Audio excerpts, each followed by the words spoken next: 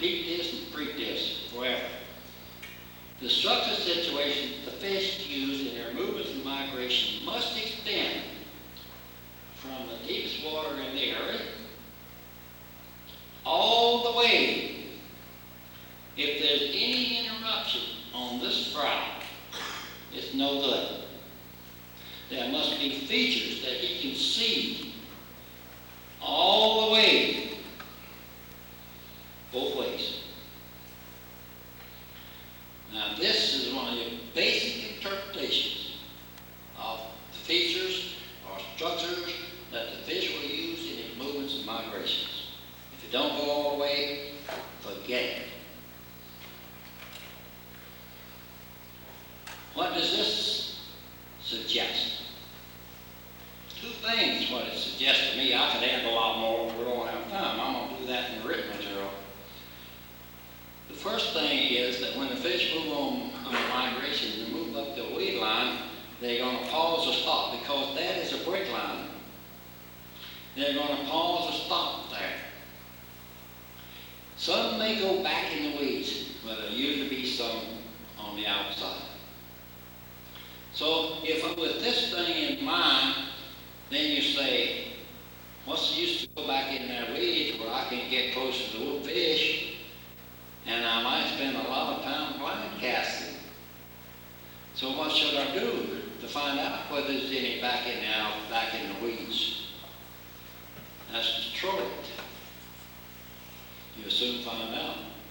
Now another thing he suggests to me, if you're in a water situation where there's very little, big tall weed line, a lot of weeds back in there, and the depth outside here is much deeper, and the fish is, as far as protection from the elements and the hazards of his environment, maybe the weeds give him a little extra position, and he's back in there, and he's dormant most of the time. He becomes active back in there periodically, just like anything else. Now, if this occurs, there'll be some on the outside. He'll come out. If he's back in there, you may not even be able to get to him. You can try it, but there'll be some on the outside. I've watched these things, and I've seen them back on these weeds, and I'm down underneath the water watching those things. Carl Maltz, I was showing this to him. He's the manager there at Fishing Backs and a great spoon buyer. And this was a tall weed line, and we were down watching. Well, in fact, I had a big tank that we could look at, and all these fish, bass, back in the weeds, and very little. You can hardly tell the difference out here as far as depth is concerned. Very clear, too. And we were watching them. They looked like they were dead. And all at once, this may not occur again in 10 years when I'm looking at these things, but all at once I saw one bass back in there, and his eyeballs started doing this, just like this. And I told Carl, I said, they're fixing to move. Guess which way they came? Every one of them, here they came, like a trove of things. I'll never forget the little bluegills and things and shiners were swimming all around. When they started moving, you should have seen those fish get away from them. I never will forget that one old big bass came out, and there was a rock there, and this, I believe it's a bluegill, he got under that rock. And you should have seen that old bass trying to get that fish out from under that rock. They all came this way. Now, when the moving period is over, they're probably going back that way. Now, what does this tell you in your presentation of lures? While they were back on there, you'd probably never get an alert to them. But on the outside, this is true. So in your trolling pattern, if you hit a fish on the outside, you better check on the inside. Now, it might be, it could be that a lot of them went in there. But to me, I don't worry about whether they're back in there if I have a tall weed situation. What I'm going to do, I'm going to control my depth and speed related to this structure situation just as it is. And if it's a catchable fish around that rascal, I'm going to get him.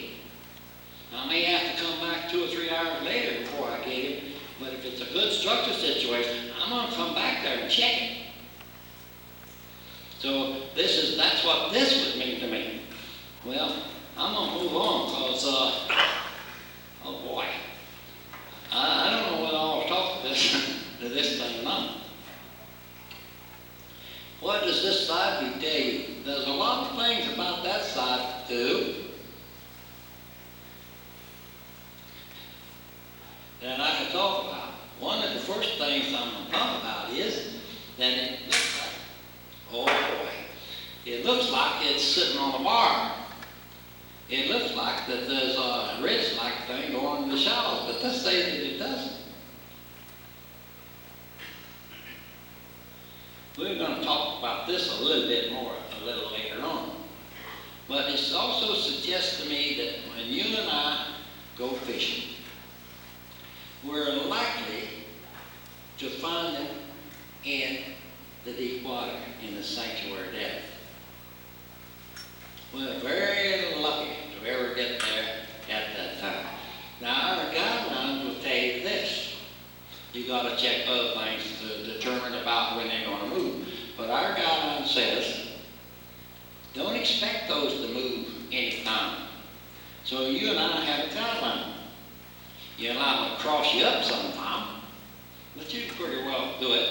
That you look at it not so much from a daily standpoint, but from a yearly standpoint. That from a daily standpoint, if it's in a cold weather, the colder part of the season, you should expect the movement between 10 and 2 in the noonday hours. If it's in the warmer part of the season, you should expect it early and late. Now here is your and my guideline when we look at this thing. If we go out early, I don't care when it is during the year. If you go out early and you fish and you don't catch him, and you cover the structure situation, depth and feed control, and don't worry about all those other side effects like side covering action and the pH and all that stuff. If you control your depth and speed on this structure situation, if it is, don't worry. You go out there and you don't catch one. Don't you dare leave the water between 10 and 2. Now, if you go out after early, in other words, you didn't get out there early, and you fish between 10 and 2, and you don't get any, and the weather looks good, that hasn't been a recent cold front or things of this nature, things are pretty stable, don't leave the water until you just go and catch a late book. Because what's up there? In other words, you've checked the other things. Some of I told you other things. I told about having a university professor out, and I was working on Florida, and I worked this next and went on out, and finally I just dropped the anchor out way out here, and I made a couple of casts out into the deep water. He said, "What are you doing here?" I said, "Well, there's muck out there, and I can't go no farther, so I'm going to wait for the fish to come up right here at this spot, and I'll catch it." The first question he said was, "Well, why aren't you fishing back there?" I said, "There's no fish back there." "How do you know there's no fish back there?" "I just got through fishing. I've controlled my depth and speed in such a way, if I didn't catch him back there, as far as I'm concerned, they can come and sing behind me if I didn't catch him." And he said, "Why are you casting out this way?" I said, and he says, I said, "Well, the fish going to come right there. They're out over the muck somewhere out there, and I'm not going out there because I'm lost. There's no features, nothing to look for, and I'm getting the lure all fouled up. I'm going to wait for them to come to me." And he said, "You mean to tell me that you got 10 miles of lake this way and 10 miles of lake this way, they're going to come right there?" I said, "Yep." And he said, "Well, don't believe that either." I said, "Okay, you're going to wear out your pants right here. I'm going to make you sit here until I prove the point to you." I said, "What time is it?" And he looked at his watch and saw the time. He was called professor, well, so I was I. So it didn't make no difference how I talked to him. I knew how he put his pants on. So I made a cast every once in a while, and I said, no, they ain't here. And we'd chat a little bit, eat a sandwich, something, and make one more cast. St. Lord, come walk and smooth on. No, he ain't here yet. And he would get down the line. He said, how long are they going to stay here? I said, until I prove my point. You might get hungry before we leave, but I'm going to prove my point to you. 2 hours and 14 minutes later, on the dot, I made the cast, and there they were. I put my lemon in the boat, and I noticed that they came up within 10 feet of the boat, turned around and went back. He's still shaking his head, but you know, he still don't believe me. So this is, I could talk a long time on this situation, but don't get discouraged. If you fish correctly, we got guidelines about when they're going to move. We were fishing this summer in Florida a couple times. We were fishing them in July. The fish were moving in the middle of the day. Hot in Florida. So we'd go out early, didn't hit them. We didn't dare leave the water between 10 and 2. And there they were, straight up. You just about called shots. Now, when I was a little kid, I used to go up in the mountain lakes casting. Dad would cast till I wore myself out. That's when I told him we're fishing wrong and in the wrong place, and he tried to throw me in the lake. But he finally arrived, even way back there. And I tell you, but he didn't think, what are we getting up at 4 o'clock in the morning to go fishing for? You know, he finally arrived at, but he wouldn't accept the love thing way back there. He finally arrived at the fact, well, let's start moving about 10 minutes till 10. He found out the hard way. But you know, he didn't set himself a guideline. I was a little fellow, but I set my own guideline. I just told you about it, what I expected and what I do about it.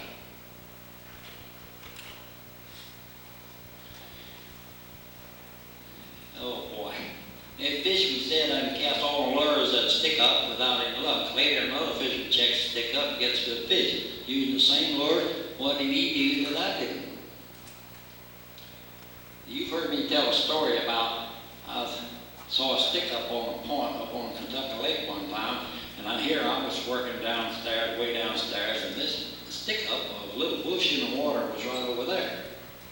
And here the fish, I was way down here, just about like that. And I was having a ball.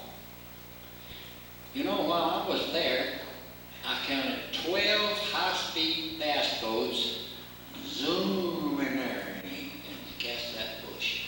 Then it zoomed across the lake over yonder and cast another way. Then it zoomed over this way and cast another bush that I knew. I counted 12 or 14 of those fellows did that. They didn't even come close to this thing. Now, did the second fisherman do anything different?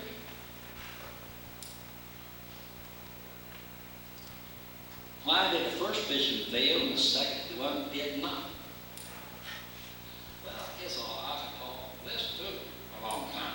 Give you a lot of reasons and comments, and I'll also give you your version of why they did it. And boy, that could be long. He didn't have the right twitch. He didn't have the right color. He didn't have the right rod. He hadn't checked his oxygen meter. I could go on for hours. But you and I know that the reason, the difference between them was that the fish moved. That one fish moved up, and then I could add one more line to this, which I will do. Do you have a chance to get into a school of fish when that second fisherman caught that fish up that bush? Regardless of what the sanctuary depth was, do you have a chance when that second fisherman got up and left, and you saw him catch that one fish at that boat, that bush, you better get over there and catch yourself a mess of fish. And of course you did. It'd be very easy to see the casting position in this case. Man, I'd like to get warmed up on this one. This top view of the lake shows 10-foot contour lines. Where would the fish been the greater part of the time? I'm still back to that deep water. And how deep? You can read how deep.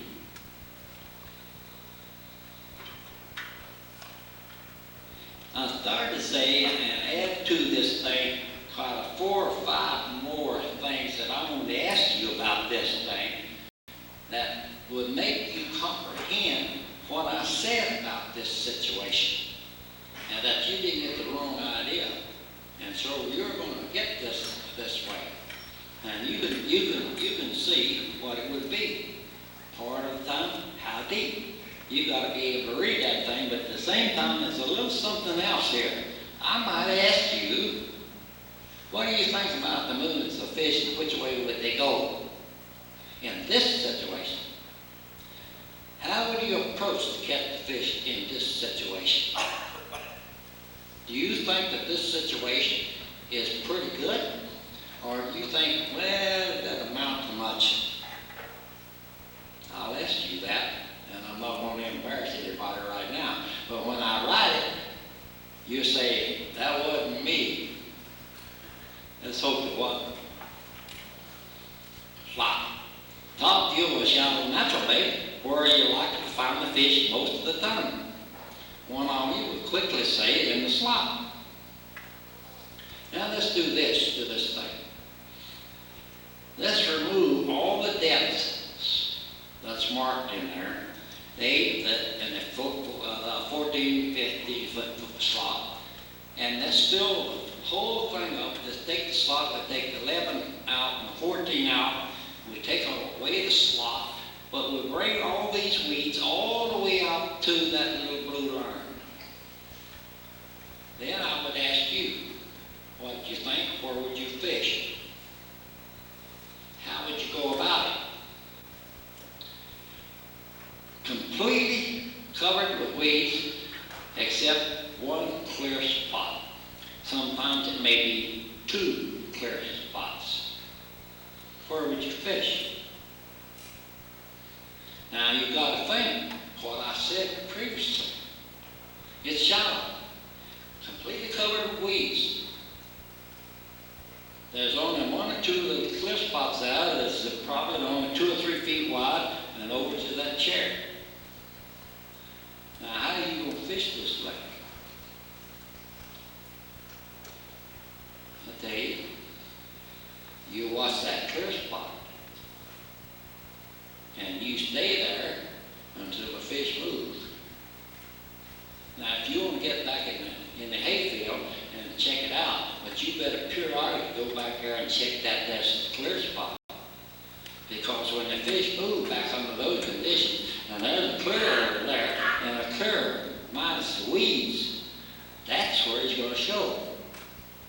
I've hit this situation so many times in Florida and California and other places that they said, how did you get those fish? They didn't believe. Well, I just set that little clean spot out there and cast.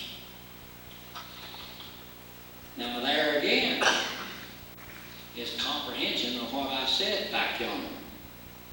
So, what about the weed line? Because a lot of you guys from Michigan, and you guys from Minnesota, and Wisconsin, you're going to have a weed situation. When I went up there and really went to work in 1957, the people said, well, you won't do any good up here. We spoon plug down in Florida, but our lakes got weeds in them. You can't spoon plug up here. Oh, I heard that till I was blue in the face. He would go down to Florida in the wintertime and I would demonstrate to him how to catch fish. We had weeds down there too. But he said, this won't work up north because we got weeds.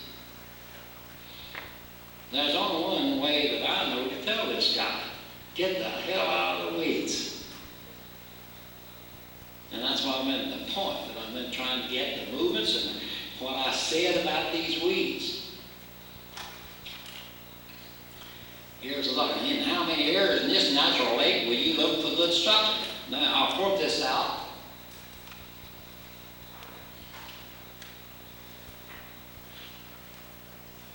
Good structure, break line. Which area do you think would contain the biggest fish? This is 30 feet, 42 feet, 60 feet. Now, there's a lot I could talk about those things. As the interpretation of the lake, the first thing you look for is the deep water. Then the second thing you look for is any structure situation that goes from this deep water all the way to the shallows. That's the way you go about it. In this case, since I got me and my big feet, 30 feet, 42 feet, 60 feet. Now keep in mind to prove the point that I want to say. And this is giving me a lot of trouble. The book says the deep water is the home of the fish. And when water is available with a depth greater than 20 feet, he will take it. I'm arriving at this right now.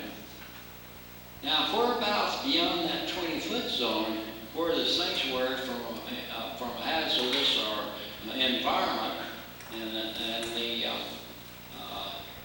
stability of the water, things become stable. The deeper it goes, the more stable the things will be.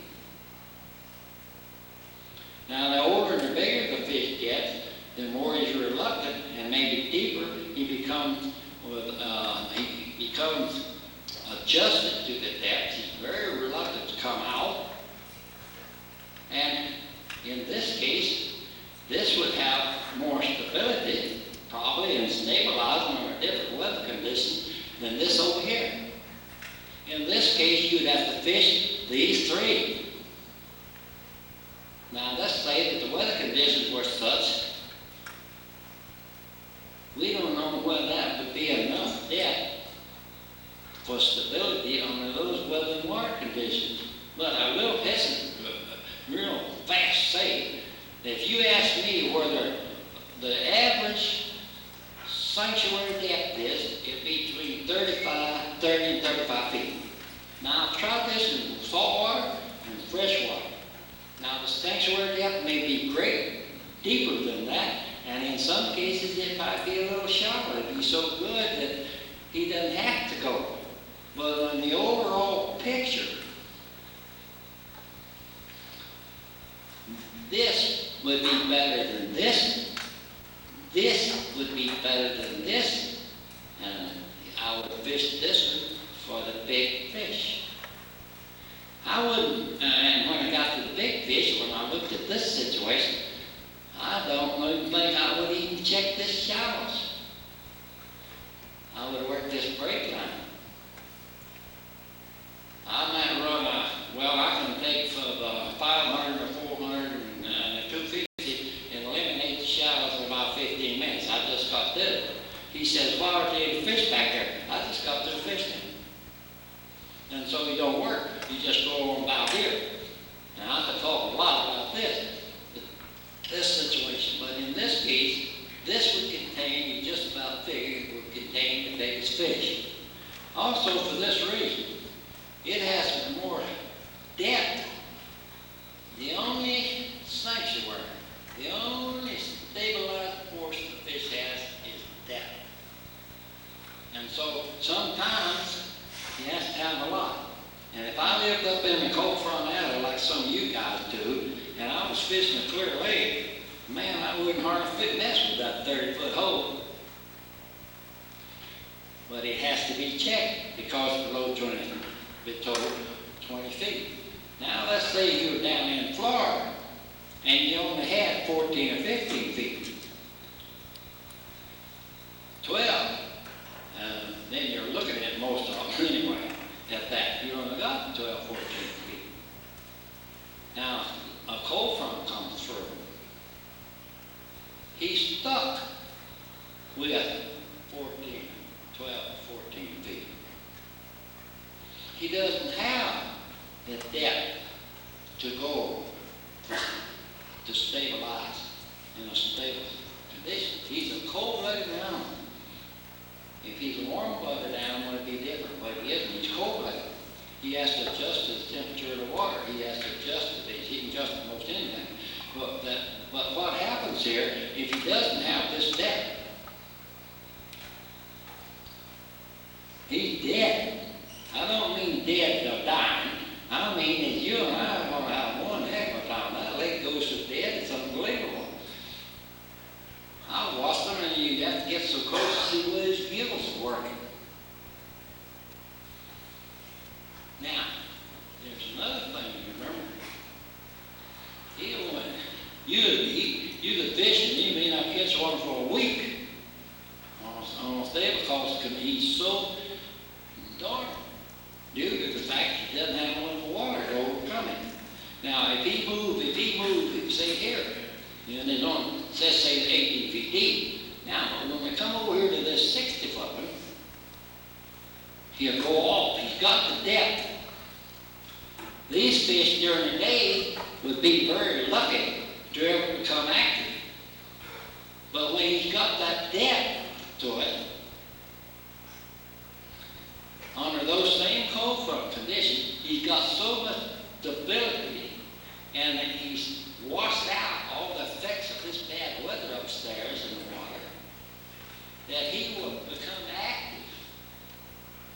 This fish here in the shallow may wiggle his eyeballs during that period, but these fish downstairs are catchable. So you ask me, which one of those would I pick? I'd pick the 60. Because it may be that I couldn't catch one all the way in that 30. But I have some depth here that I go right on downstairs.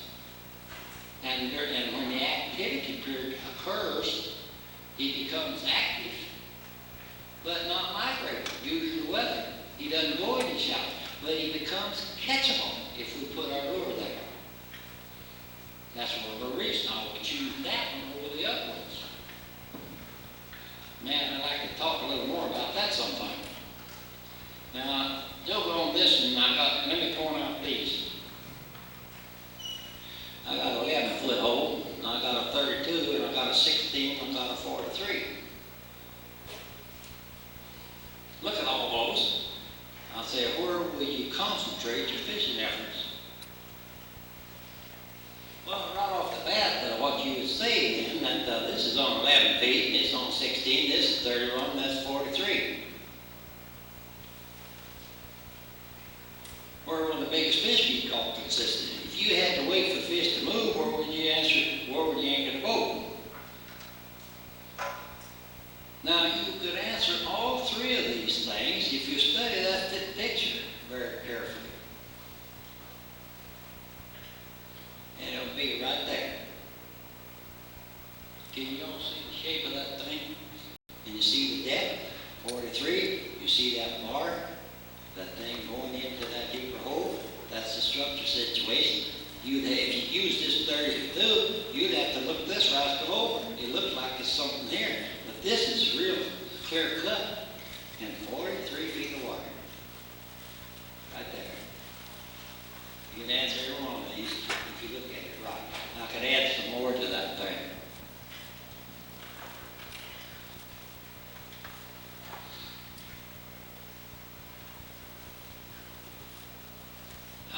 When you read that, you might think I'm throwing you a curveball, because sometimes I do with students, but in this case I don't think I am. Why is a large fish deeper than other size fish in both figures? Well, most likely these tournament bass up here are not compatible with this fish. The next thing is that, in my estimation, here in this station, is that's just world things. I got to move along here. Why do you think more big bass are not caught by the average fisherman? You know the reason. They don't even know what makes makes that old big fish tick. They don't present lures to him. If they ever got lures to him, they catch him. And that's the reason. The main reason that the fishermen don't get the big fish, they don't get the lure there for the fish to see. That's your and my problem, is to get the lure where the fish will see it. Now, we try to understand where the fish will be in a lake. In order to find it, we use the features that it uses in the movements and control the depth and speed. You and I don't care how he feels, whether he's got a big, whether it's low oxygen content, or whether the pH is right, or whether it's shallow, or whether it's deep. We don't worry about those things. We use the features of the lake bottom that he uses in his movements and migrations. Then all we got to do is control the depth and speed. Now, depth means what depth, where depth, and so on. On the features, we control the depth and speed on the features that the fish use in their movements and migrations. How simple successful fishing is when you really think about it. Oh, I wish all of you could have heard the testimony. He's sitting here somewhere. He said he's the biggest poacher that ever was. Some of you know who he's talking about. And he said he had citations this long for breaking the law, illegal fishing. Farmer Bob, well, I'm getting too close to him now, so I'm getting to that. Converted this guy to a spoon player. Now he said was, I've caught more big fish since I became a spoon player than I ever did poaching. That's pretty good testimony, isn't it? So this is something that we got to remember. Now right here, it would appear more big bass would be caught in deep water lakes rather than those more shallow. Why is this not so? I want you to think about that. Next time we get together, I'm going to tell you. You want me to tell you tonight? No, I'm not going to do it. I'm going to put that in there. I want you to think about that. Is Buck throwing me a curveball or not? Think about it. Don't forget what I said. That last one, number 3. Why is this not so? Now if you will think about this thing a little bit, you're going to begin to comprehend what I have said. And this whole thing. And that's the goal. We're going to try to think so that when you get on the lake, you don't even have to think. You see the weather, the water, and the structure and things, and the movements and the water color. You just automatically hit this situation, just automatically know what to do about it. You don't even have to think. You say, oh, I'll never get that way. Oh, yes, you will. Because you got to remember there's no such thing as an expert. There is no such thing because you can always get better. And anybody calls me an expert, I want to spit on him. Because I can still always get better. Now, if you want instant success, because a lot of people are seeking instant success, become a great expert fishing. Instant success. So what they do, they seek pH, they get oxygen, they seek smell, they seek rattle, they seek everything to a shortcut to success. Now, shortcut success to be considered an expert is very easy. It's probably the fastest way I know to get there.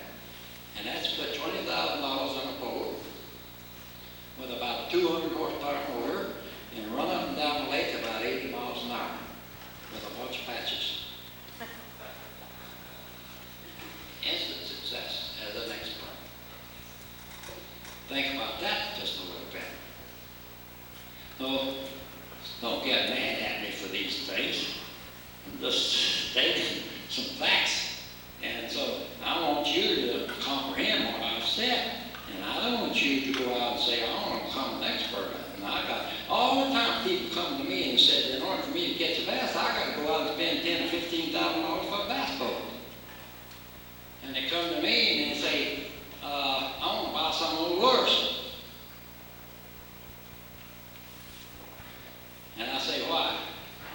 He said, I heard they call fish. So I gave him a book, and I said, oh yeah, I said, read that, comprehending what I said, and then come back and talk to him. Most of them don't come back. I didn't want to waste my time with him. That's the reason I want you people to write for me to get some of that little spoon plugging lesson. Because you're going to run into the people. Don't try to start an argument.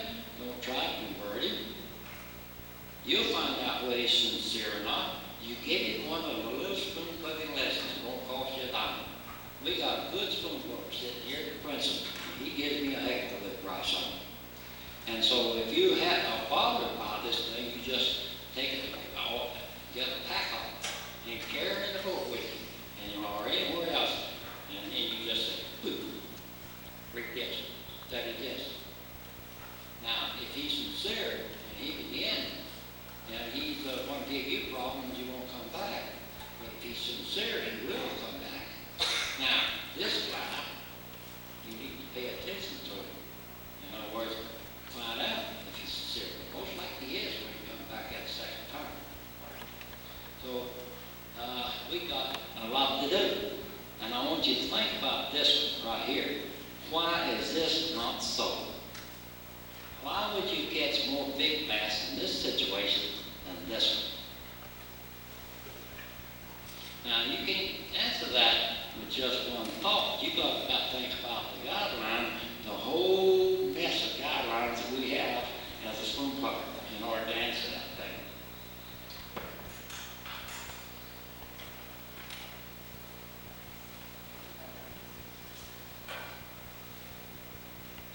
You have fish natural lakes and reservoirs that contain different structural situations. The fish used in their movement and migration. Can you describe all the different types a fisherman might encounter? Now we're going to look at the next. Most all of you know that this is the most common one. Our whole study and commentary is centered around different structural situations. You can't catch fish where they ain't. That's not good English, but that's sure sound advice. You may not do this. I've written this thing in Fishing Facts one time, and I read it. I wrote it in my National Spoon Plugger, which is no longer being produced. But this needs to be done. I need to take every one of those structure situations and put them in one body of water. Every one of them. I can put every one that's available that you will encounter anywhere that you ever go fishing. I can put them all in one reservoir and name them for you so that you're familiar with every one of them. If you run into a different situation, you let me know. I believe there's 17 or 18, but most of them could be around maybe 10 or 11. Whether you're fishing in California, doesn't make any difference. Maine, anywhere, Canada, everywhere. The type of structure situation that you're encountering. This bar is the most common.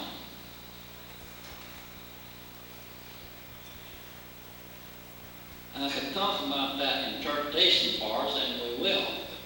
I don't have time tonight to show you all, but remember, I want you to comprehend all those structure situations. You begin to think right now, oh, heck, I'll never do that. Oh, no. You'll recognize them so fast and make your head swim. It isn't that difficult. All I have to do is point them out to you, and now when I get up to my reservoir, it's pretty fast. Now we go back to one more time and put forth a basic guideline, and that's this one right here.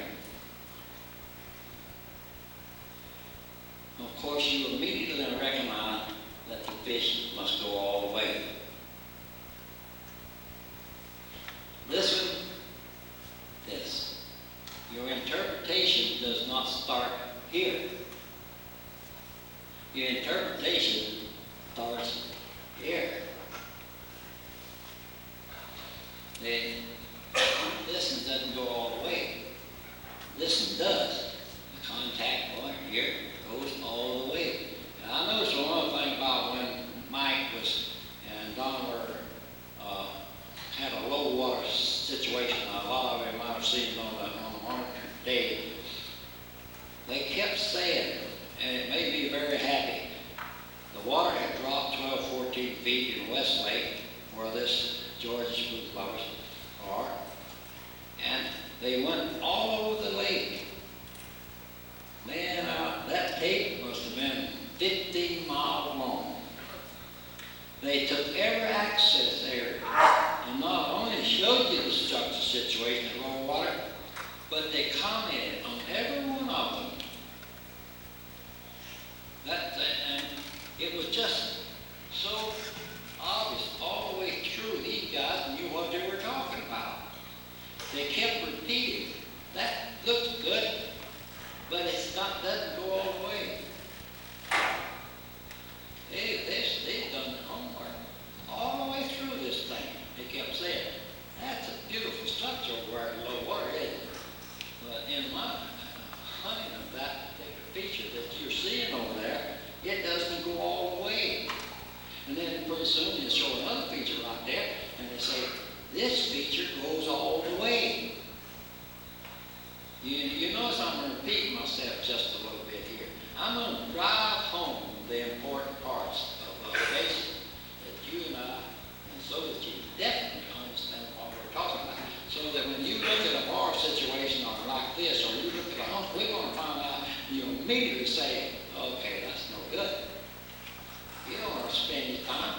If you're on a consistent catch fish, a lot of them, and big ones, you have to spend your time where you have the best chance.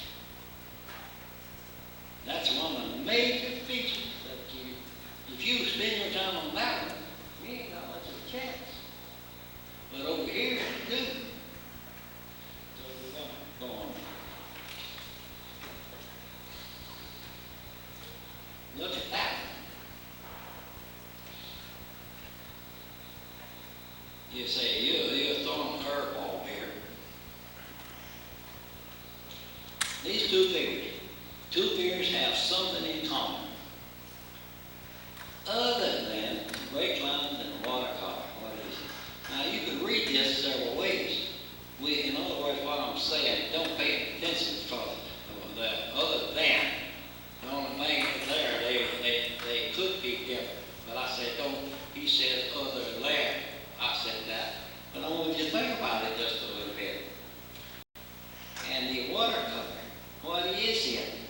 These two features have. Now the reason I made you think maybe I threw you a curveball right in here is to impress on this thing that they have in common. And it's a very important part of this thing. I hope this will drive this thing true. Anybody in here know what it is? What?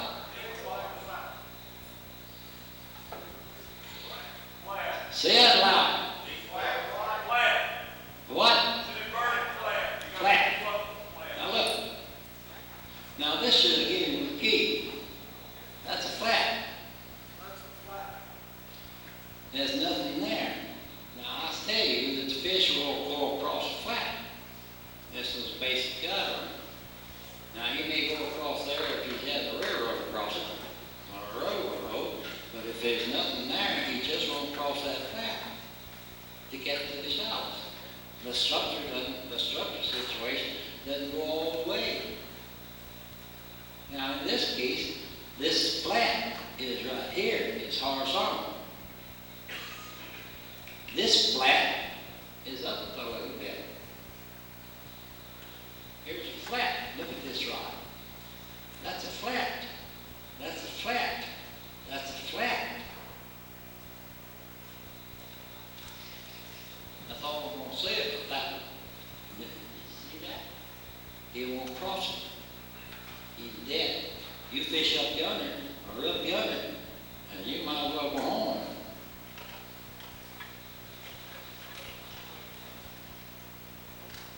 This is a side view on body water. It shows so and so and so. What feature would you depth suddenly break from 12 feet to 16 feet? Of course, it'd be a break arm. How much does the feature break? You can read that. It breaks from 12 to 16 feet. Now you'd say, how much does the feature break? And how many spots on this figure would the fish pause or spot? Yeah, it's very easy to figure that out. Maybe here, here, here, here, here. What would you call a spot at 21 feet if it was the edge of the channel? Of course we'd call it the drop off. Now, if you looked at that figure, this is what I want to do to it. Instead of this thing right here being from 12 to 18, I'm going to make it break right here from 12 to 12 and a half in here. 6 inches. Do you think you could see that 6 inches on a depth sounder on a flasher? Do you think you could see it even on as a gray line thickening up as fast as you're going to cross it? Do you think you'd recognize it? Do you think you'd see it? Hardly. Let's say that it's a bar. How are you going to find what's on that bar if you got your head buried in your depth sounder? Well, the first thing you want to do, you're going to lose enjoyment of fishing. I'll tell you how you find it. You use a lure and troll it. You cannot nap a structure by paddling around, rolling and rolling around, or use electric motor. You're too slow. You won't see the feature. You won't see the brakes or brake lines and things like that. But in the trolling process, and you move it fast, your depth sounder and your meters and things will show the shape of it. But it will not find the detail. It will not show detail on the bottom, such as that 6-inch break that looks like a mountain to a fish. But your lure will find it if you get him down there and walk it. That's the way I've mapped every lake practically in the United States without a depth sounder, without a contour map, or without anything. I made a tool back there a long time ago that would do the mapping for me. It talked to me, followed me, told me everything. It told me whether the bottom was hard or soft or rocks or 6-inch brake line or anything. It was told. So when I troll that rascal downstairs, and I'm educating, I'm interpreting the structure, which I couldn't do if I was just barely moved along. I had to be moving to get the interpretation. But at the same time, I was fishing. I was finding the little details with that lure up at the bottom. That fish looked like a mountain tube. That 6-inch break that you couldn't see any other way. So when you're interpreting the structure, let's fish it. Because that lure was going to find things that you never even dreamed about this down there. Another good way is to wait until the water drops and go and look at that rascal. I looked at some that Mike Moran made up on a lake, Delavan, in Wisconsin. They pulled it down, poison fish and everything. When they pulled it down, Mike and his boys, as far as I know, were the only ones that went out there and looked the whole situation over to find their little rocks, the little brake lines, and so on. They saw stuff they'd never even dreamed of out there. Now, if they had been trolling right, they would have found a lot of those things before. They might not have recognized them, but they would have found that there's something different here. Here's a situation that's different from the surrounding area. Here's a brake. Here's a brake line. Here's a bar that goes all the way. If they'd been trolling, they could have learned a lot of that, and they did. And it's one of the best things they had. I remember when I 50 years ago, me and Tom Nichols just murdered them one time. While I think about that, in that film that you saw just a minute ago, that was Johnny Boyd. This guy that made the mountain called him Don, because Don and Johnny fished a lot, and they two were some of the oldest spoon cutters. And Johnny is here in the office, in the audience. And if you haven't met Johnny, you haven't lived yet. He's a great, great, great spoon cutter from way, way back. He was a young man when I ran into him. Look at him. If you see him, he's just about my age. There he sits right there. Johnny, stand up. Stand up there.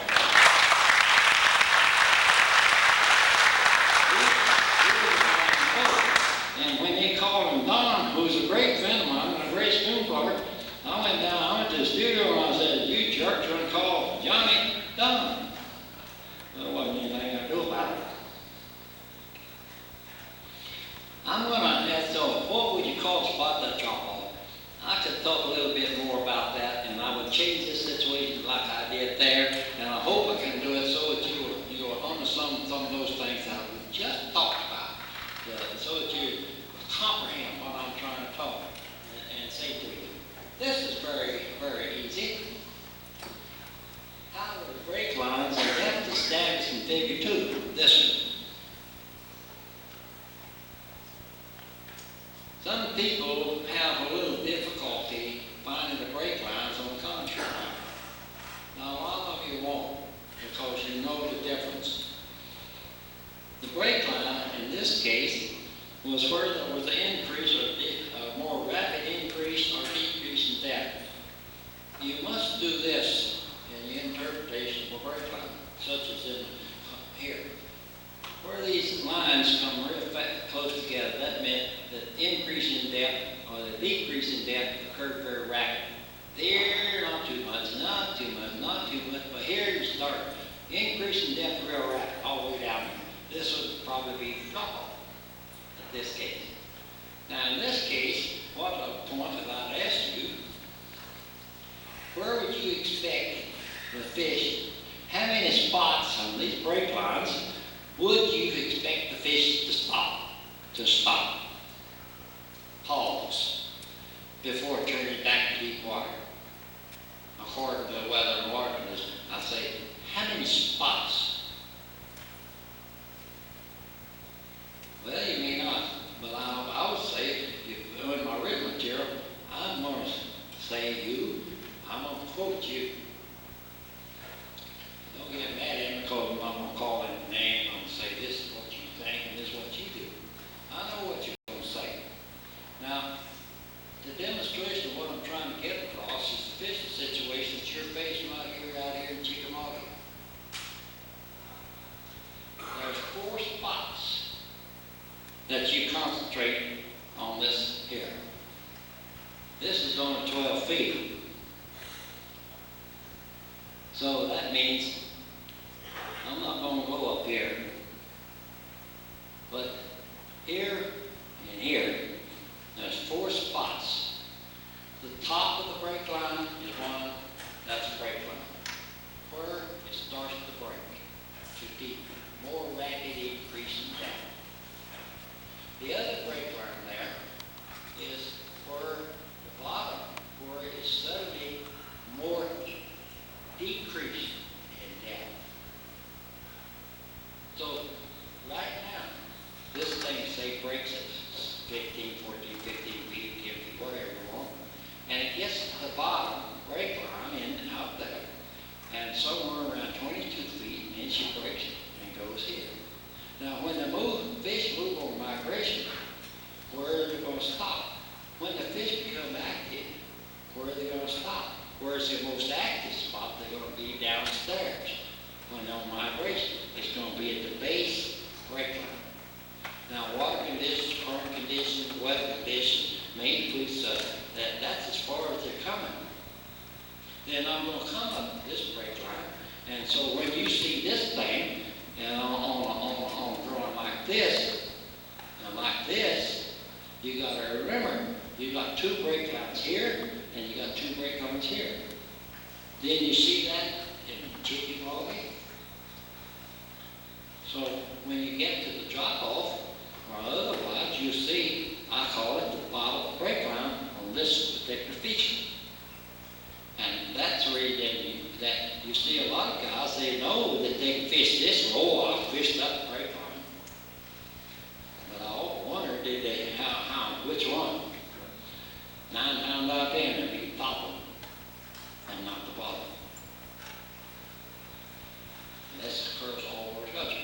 Now, the best way to do it is find out is on the troll. Out here in Chickamauga, you can check it real fast on the cast, but we're not quite to that particular segment. Time to go. What? Come again. Okay, he said we got to have a coffee break, but it's getting a little late, fellas, and I'd like to go into several more things, so we'll have just a little break right here. Now, I'm going to shift this thing around and come to one more slide. Shall I just shift him around now and call it a day? Up to me. What time is it?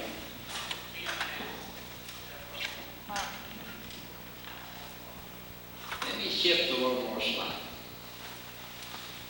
And as I go through, I'm just going to let you look at it. In the end of this thing, I have a quiz. And boy, it's a good one. To drive home the fact that you must understand what I said. Now, when you interpret what I said pretty well in my own mind, I must say this egotistic because I've been around a long time. And I found out that that's a bunch of marketing. And so I must say, the ego's never going anything. It's for your benefit that I'm doing this thing. That's my ulterior motive in anything that I say, is to try to help you become a better fisher and understand what I say and things that you don't have to, that your question. Microphone. Get out there and make it. Hold up your mind. Whether you present the wood rider, whether this is the right question, whether this is the right structure, whether this is the right approach, whether it is right.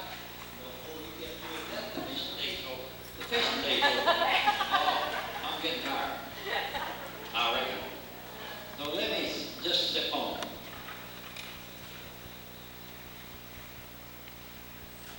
I think we better look at that just a little bit. I see people out in the lake running around looking for fish. Do you think they'd be able to see those fish? Not likely. What will see those fish? Spoon bugs on the trawler. And when you pick up one, you throw a marker, and then you go to a cast if you can. If not, make more passes. But the lure wheel, the troll wheel, you'd never find them on the cast. There's no way. And most people run around looking for the fish, and the fish that are catchable, they won't see them. These fish move up, maybe move up on a structure right on the bottom. They're catchable, but your depth's down there, and your gray line won't show them. But your spoon bug, the lure down there, well, and casting you may never find them. But trolling, it's a cinch.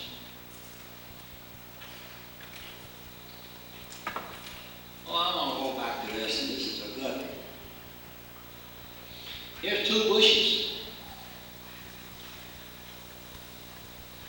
This one has a certain type of weed. This one is a different type of weed. And you say you catch fish around one of them ever so often, but you have never caught fish around the other one. Why? Of course, one is out of position. Now, the point I want to get across to you is this. Let's switch those weeds. Let's put this type of weed here. Let's move this type of weed here. Now, which one's going to catch fish around? The That's all I'm gonna say.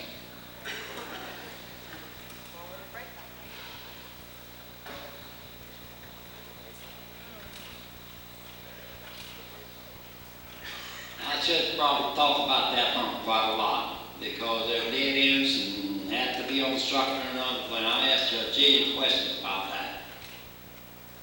Now we're coming up thunder on the line. We could call it a mud line. We could call it a lot of things, and I'd like to talk about that. But all I'll say right now, don't worry about that rascal. Don't even think about that rascal. Don't think if it's caused that brake line or anything. Don't pay a bit of attention to it. You're going to take care of that situation by the trolling patterns or your casting patterns. You don't worry about it. They say there's not oxygen below that point. I don't care whether there's oxygen down there or not. I don't care what it is down there. I don't care what about that stuff. If I use the features of the bottom that the fish use, and I control my depth and speed right, I'm going to take care of that situation. I'm not going to run around looking for a thermocline or whatever it is. I'm going to just control the depth and speed on that thing. Why bother with that? If it exists, you'll find it out. You may not know where it is or anything, but what difference does it make? And if you did know where it was, what good is it going to do you? Really? What good is it going to do you?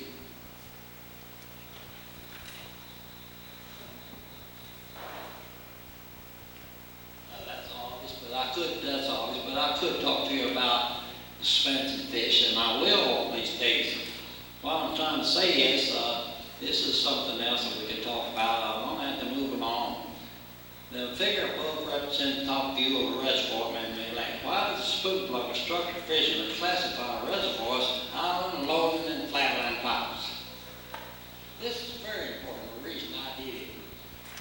If you, and I explained to you the difference of structural situation features in a highland lake, then I'll tell you what they are in a loading lake, and I'll tell you what they're in a flatland lake. Then when you get to this lake, and you look at what the highland looks like, what the loading looks like, what the flatland represents, man, you should know when you look at it, like this one is wide floodplain, flat plain. You should immediately know what structure situations will produce in this type of reservoir. That fast. There's no guesswork. That's the reason I do it. I classify them because they're different. And I just put them in 3 classes so that you can walk up or you drive around it and you look at it and you're looking for watercolor and you drive over and you certainly immediately recognize what type structure situation, lake type it is. Then you immediately come to mind what I must look for in this and what I'm going to look for and what I must recognize in this lake that will produce the fish. You see how far ahead you are and you don't waste your time. You know the features that will produce in this type lake. That's the reason I classify. And if I go from Tennessee and I maybe jump to Oregon, I look at it, I know exact structure situation is going to be there where I got to go. So when I look at the terrain and everything, I just pass up most of it. Because it doesn't suggest to me this doesn't. If I look like a flatliner, I don't even look like this wide floodplain. I just forget most of all of it. I know where I have to go. I have to go to the channel. That's how fast I will eliminate, say, where I have to fish in the TVA system. And the channel is always in reservoirs is your guide. Always. If the water is down to the channel, it's 175 feet. It's still your guide. If it's up there, it's 15 feet, 20 feet, it's your guide as to where you're going to fish. That is the home of the fish, and it doesn't make any difference. You may never get down there 175 feet. Your deepest I ever caught was 125 past. But you may never get there, but your interpretation must start there. And if you know what type of reservoir you're in, you're going to know what fish is produced.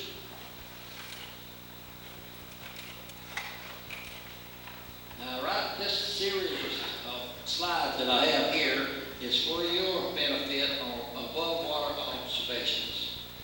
But I'm going to go through it right away because the above water observation and interpretation of what exists under the water is very important. Last season I told you I showed high water and low water. We talked about this a little, but this I'm trying to make it a little bit more clear as for your above water observation as to what's downstairs. In all types of reservoirs, this is very important. So that you don't waste any time. You immediately recognize the situation and react automatically to it. And it's not all that difficult. Even out here, I will ask you which direction is the water flowing. Now, the reason that you must say which direction the water is flowing in reservoirs is so that you can visualize how to make trolling casts, how to make a casting position, and you've got to analyze where your fan casts, and all these things, the way that this current is moving. And this was, if did you visualize it this way? You look at here. Can you, if you saw that situation above water, do you think you could draw it in? You've got to do this. Did it look like that? I'm going to go on. In other words, when we get through, I hope, when we get through, we're going to understand what they look like. In other words, the X's. Why are they important? And etc. What I'm trying to do is prove the point. Look at that. Would it be wise to check deeper than the visible stuff? You and me would say, yeah. Probably. Now, what does it say? Would you check deeper? Why would you check deeper? Well, I'd answer it in several different ways. Is it a bar there? Well, it red looks like a bar. So it means that I must investigate this thing. Now, why would I investigate? I'll ask you, why would you investigate? What are some of the reasons why you would investigate deeper? One thing, it represents a bar. Now, the next thing, did it go all the way? See? And we're trying to drive home a very good point there. But also for you to recognize that you better check this position. I'm going to get more and more over here in the weeds. And that sharper break can cause a lot of comment. In this bigger book, can you visualize structure situation likely to be present, which could make this area productive? Look at it.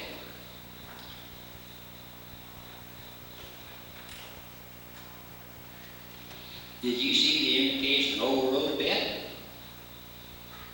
If you don't keep your eyes open, how can you expect to find a fish that might be around?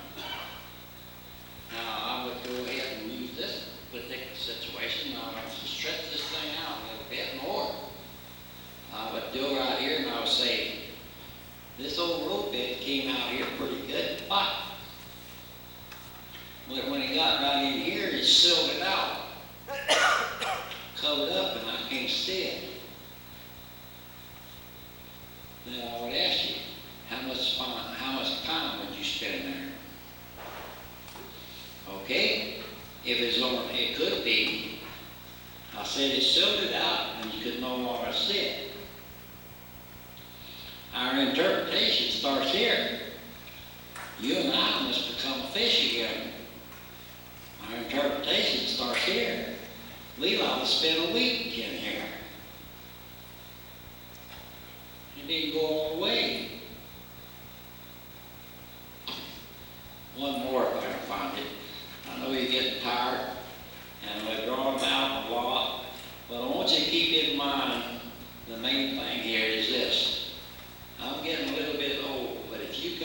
you get organized and we can get together and do a few other things.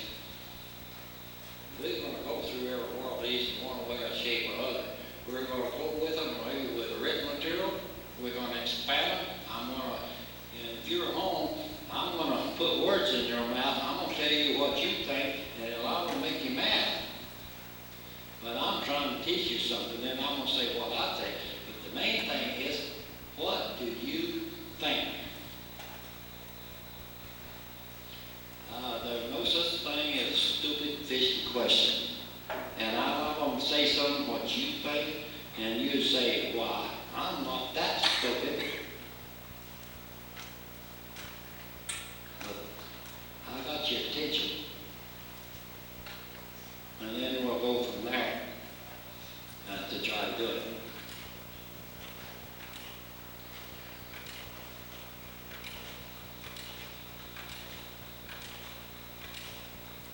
I hope it's in here.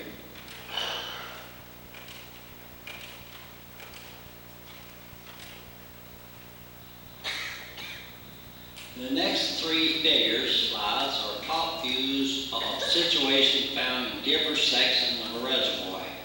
Study each figure carefully.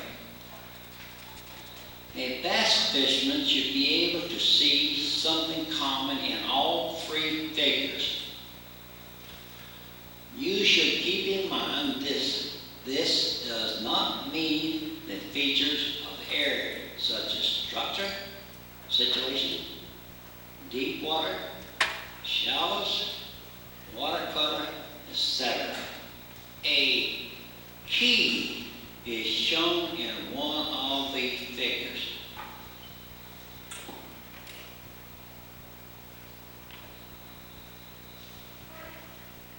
Now look that over very carefully.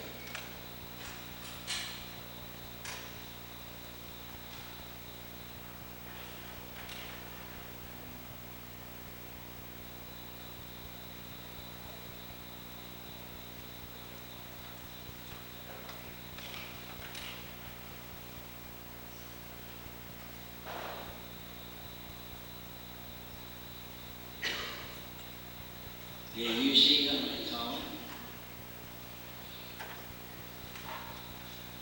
You want me to go through again? If you did, I want you to tell me what it is. Now, this is an interpretation and so on that you and I are going to be faced with. Now, we got to see what this thing tells us about this reservoir. I'll back up now.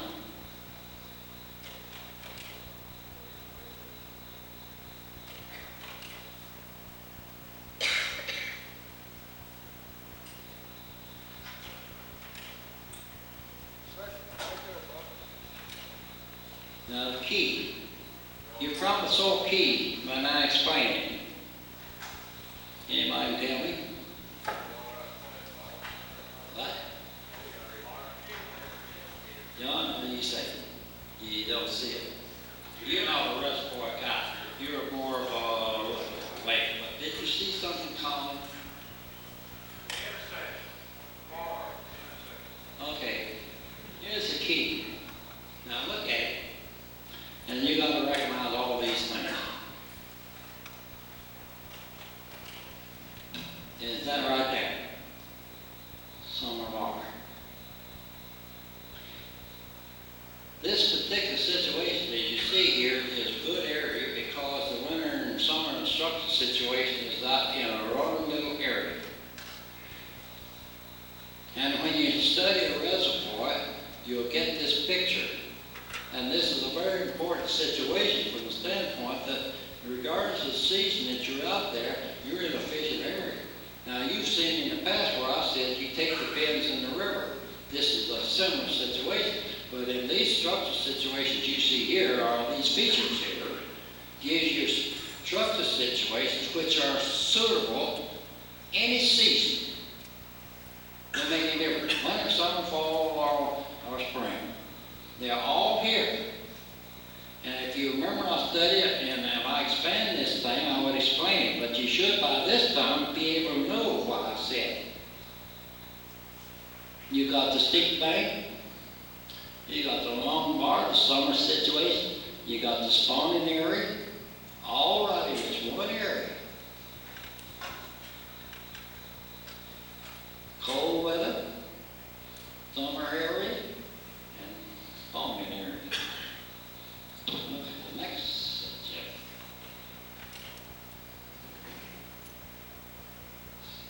Deep bank,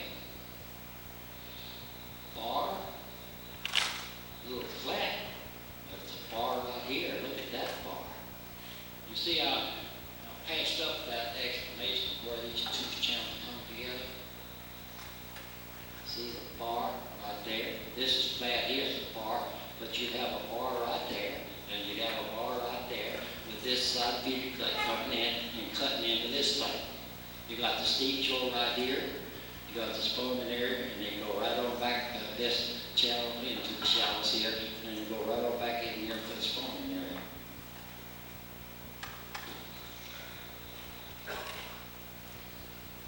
I gotta go back again.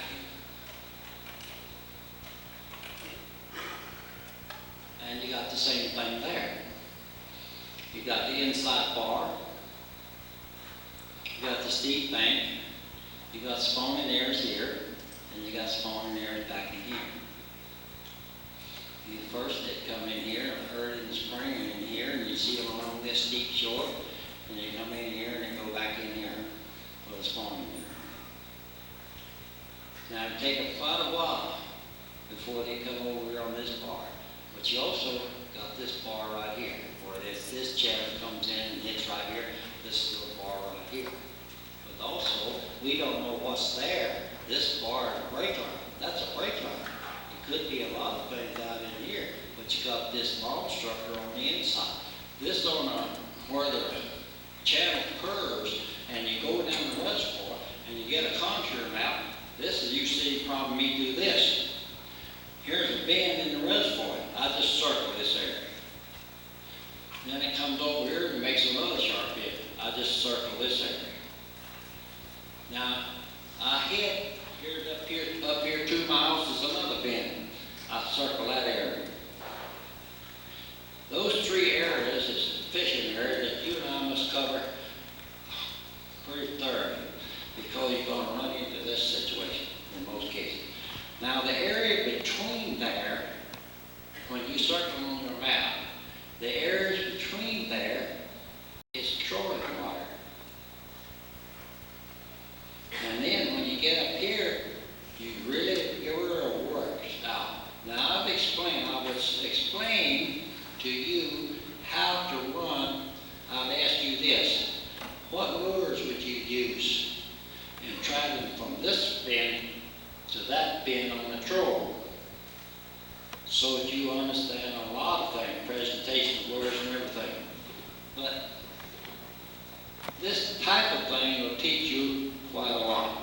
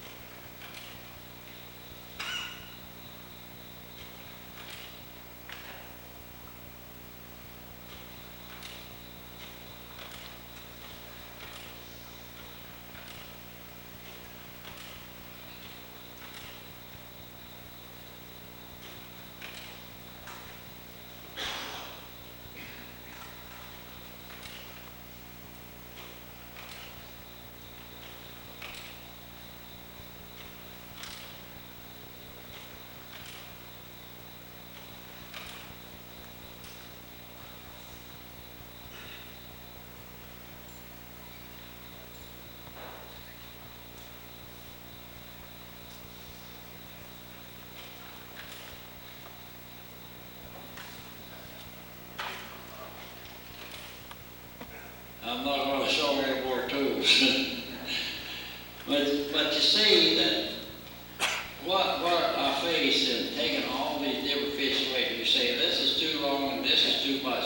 But this is the only way I know that you want to really get a true picture of it, and you grow as a fisherman in any situation. I don't want you to fear any situation. You want to immediately do it. Now, what I say here will be in writing that you can take home, I hope, that I live so long. then we're gonna make the others available. This is just a sample of the next step that I'm gonna take, and I'm gonna put words in your mouth. Then I'm gonna say what you think, what you would do. It may be hilarious a little bit, but I think it's gonna be just pretty much, and you say, well, that's me. And then I'm gonna say what I would do, and other things like that. That's my way of trying to say, I'll do as much as I can before I kick the bucket. And the rest of it, you're gonna have to carry this thing on if you want to. Because I think the future, as things get more difficult, fishing gets more rougher, as you get more traffic, it's going to be a lot of big fish, dive old age, if we don't pass this thing on. Thank you for coming.